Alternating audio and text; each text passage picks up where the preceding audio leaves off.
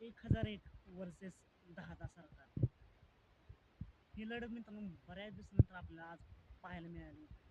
1001 दावणीचा होता एलियन 1001.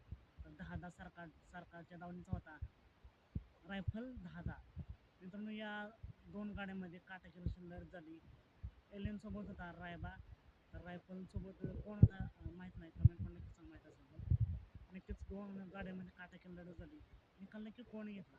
तर मित्रांनो निकाल घेतला आहे रायफल 10 आणि म्हणजेच मथुरचा छोटा भाऊ एलियन 1001चा आज हार झालेले असते. मित्रांनो खेळमध्ये हार जीत होतच असते.